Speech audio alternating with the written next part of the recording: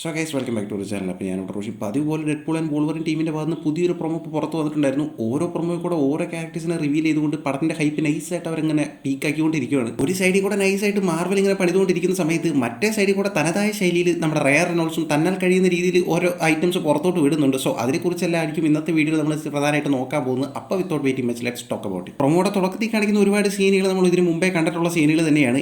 അതിനുശേഷമാണ് ആ മെയിൻ സീനിലോട്ട് വരുന്നത്. ആരുണ്ടാ എന്നെ എതിർക്കാമെന്ന് ചോദിച്ചുകൊണ്ട് കട്ട കലിപ്പി നിൽക്കുന്ന വോൾവറിന് മുമ്പിലോട്ട് ചാടി വരികയാണ് നമ്മുടെ സൈബർ ടൂത്ത്. ആൻഡ് ഈ സൈബർ ടൂത്തിൻ്റെ ലുക്ക് കാണുമ്പോൾ തന്നെ നമുക്ക് മനസ്സിലാവും എക്സ്മാൻ അപ്പിയർ ആയിട്ടുള്ള സെയിം സൈബർ ടൂത്തിന് തന്നെയാണ് ഇവിടെ ഇറക്കിയിട്ടുള്ളത്. ആൻഡ് അതിശയകരമായ ഒരു കാര്യം എന്താണെന്ന് വെച്ച് കഴിഞ്ഞാൽ ഇങ്ങനെ കാണുമ്പോൾ തന്നെ നമ്മുടെ ഡെഡ്പൂളിനും വോൾവറിനും മനസ്സിലാവുകയാണ് ഇത് സൈബർ ടൂത്ത് ആണെന്നുള്ള കാര്യം. ആൻഡ് എക്സ്മാൻ ഒറിജിൻസ് വോൾവറിൽ വേറൊരു സൈബർ ടൂത്തിനെ കാണിച്ചിട്ടുണ്ടായിരുന്നു. സോ അതിലും ഇതിലും കാണിക്കുന്നത് വേറെ ടൈമിലുള്ള വോൾവറിനാണോ എന്നുള്ള കാര്യത്തിൽ കുറച്ച് കൺഫ്യൂഷൻ ഉണ്ട്. അതൊക്കെ എന്തായാലും പണം കണ്ട് തന്നെ അറിയേണ്ടി വരും. ഇവർ തമ്മിലുള്ള ഫൈറ്റിൽ മിക്കവാറും നമ്മുടെ വോൾവറിൻ തന്നെ ജയിക്കാനാണ് സാധ്യത. കാരണം ഫൈറ്റിന് മുമ്പ് ഹൂസ് നെക്സ്റ്റ് എന്ന് പറഞ്ഞ് നമ്മുടെ വോൾവറിൻ ചോദിക്കുന്ന സീനിൽ പുള്ളിക്കാരൻ്റെ ഷോൾഡറിലേക്ക് നോക്കി കഴിഞ്ഞാൽ അവിടെ തറച്ചിരുന്ന ഒരു കത്തി കാണാനില്ല. സൈബർ ടൂത്തിനുള്ള ഫൈറ്റിലോട്ട് വോൾവറിൻ ഇറങ്ങുന്നതിന് തൊട്ട് മുമ്പ് ഡെഡ്പൂൾ ഇടയിൽ കയറിയിട്ട് നീ ഇങ്ങനെയാണ് ഫൈറ്റ് ചെയ്യാൻ പോകുന്നത്, നമ്മളൊക്കെ എത്ര കൊല്ലമായിട്ട് കാത്തിരുന്ന ഒരു ഐക്കോണിക് ഫൈറ്റ് സീനാണ്, കുറച്ച് മെനയായിട്ടൊക്കെ പോകുന്ന പറഞ്ഞിട്ട് നൈസായിട്ട് നമ്മുടെ വോൾവറിന്റെ മേത്തുള്ള വാളും കത്തിയും പരിചയമൊക്കെ വലിച്ചൂരുന്ന ഒരു സീൻ കാണിച്ചിട്ടുണ്ടായിരുന്നു. അപ്പോൾ ഓഫ് കോഴ്സ് നമ്മുടെ വോൾവറിന്റെ പുറത്തൊരു കത്തി തറച്ചിട്ടുണ്ടായിരുന്നു. അതും നമ്മുടെ ഡെഡ്പൂൾ ഊരി കൊടുക്കുന്നുണ്ടായിരുന്നു. സോ അതിനുശേഷമാണ് ഈ ഫൈറ്റ് നടക്കുന്നതും നമ്മുടെ വോൾവറിൻ നൈസായിട്ട് നമ്മുടെ സൈബർ ടൂത്തിനെ തോപ്പിച്ചിട്ട് ഇനി ആരുണ്ടാന്ന് പറഞ്ഞ് നൈസായിട്ട് ചുറ്റും നോക്കി ചോദിക്കുന്നു. ആൻഡ് ഈ ഫൈറ്റ് നടക്കുന്ന സ്ഥലം ഇപ്പോൾ ഏകദേശം നമുക്ക് കാണാപ്പാടായിട്ടുണ്ട്. കാരണം ഇപ്പോൾ പ്രൊമോസിലൂടെ ആയാലും ട്രെയിലറിലൂടെ ആയാലും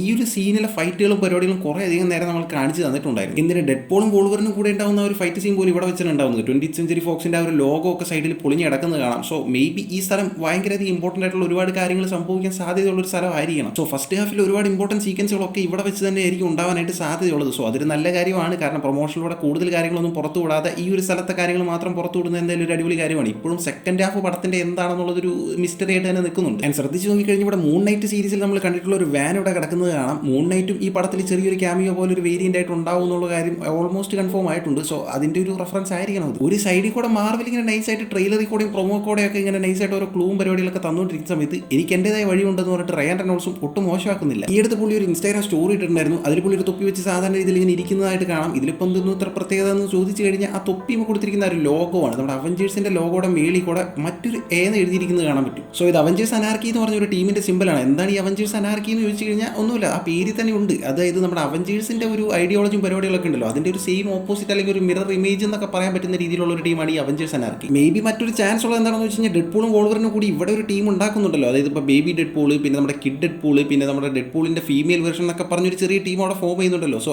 അവർക്ക് തന്നെ ഇടുന്നൊരു ലോഗോ ആയിട്ടോ അല്ലെങ്കിൽ അവരെ തന്നെ അവഞ്ചേഴ്സ് അനാർക്കി എന്നുള്ളൊരു മോഡിലോട്ട് പുഷ് ചെയ്യുന്നതായിട്ടൊക്കെ ആയിരിക്കും ചിലപ്പോൾ കാണിക്കുന്നത്. ഇനി അതും അല്ലെങ്കിൽ നമ്മുടെ കസാൻഡ്ര നോവയുടെ നേതൃത്വത്തിലുള്ള വില്ലി ടീംസ് ഉണ്ടല്ലോ. സോ അവരുടെ ഒരു ഗ്യാങ്ങിന്റെ പേരുമായിട്ട് ഇത് വരാനായിട്ട് സാധ്യതയുണ്ട്. എങ്ങനെയാണ് കൊണ്ടുവരാൻ പോകുന്നത് കണ്ടെന്നെ അറിയാം. ഇനി ഒന്നുമല്ല, ചുമ്മാ വെയിലടിക്കാതിരിക്കും ഒരു തൊപ്പി വെച്ചാണെന്നുള്ള രീതിയിൽ റയാൻ റെനോൾസ് പറഞ്ഞു കളയാനായിട്ടുള്ള സാധ്യതയുണ്ട്. മച്ചാൻ അങ്ങനത്തെ ഒരു വൈബ് മനുഷ്യനുമാണ്. സോ ഓൾറെഡി ഒരു R-rated പടമാണ്, എല്ലാവരും അത് തന്നെയാണ് ഉറ്റു നോക്കിക്കൊണ്ടിരിക്കുന്നത്. സോ അതുകൊണ്ട് തന്നെ അവഞ്ചേഴ്സിന്റെ ഒരു ഡാർക്ക് സൈഡ് അല്ലെങ്കിൽ ഒരു വയലൻസ് സൈഡൊക്കെ കാണിക്കുന്നതിന് ഇത് ഉപകാരപ്പെടും. അത് എങ്ങനെയാണ് കൊണ്ടുവരാൻ പോകുന്നത് എന്നുള്ളത് നൈസായിട്ട് നോക്കാം. അപ്പോൾ പുറമേന്നും പ്രൊമോയെന്നും ആയിട്ട് അറിയാൻ സാധിച്ചിട്ടുള്ള കാര്യങ്ങൾ ഇതൊക്കെയാണ്. അപ്പോൾ നിങ്ങൾക്ക് എന്താണ് പടത്തെപ്പറ്റി തോന്നുന്നത് എന്നുള്ള കാര്യങ്ങളും ഇനി ഒരു മാസം ആണ്ടേ ആകെ പടത്തിനുള്ളൂ. അപ്പോൾ നിങ്ങളുടെ വെയിറ്റിംഗ് ഒക്കെ എവിടെ വരെ എത്തി എന്നുള്ള കാര്യങ്ങളൊക്കെ ഒന്ന് പറഞ്ഞു കഴിഞ്ഞാൽ ശരിക്കും മറ്റൊരു വീഡിയോയിലൂടെ നമുക്ക് എന്തായാലും വീണ്ടും കാണാം.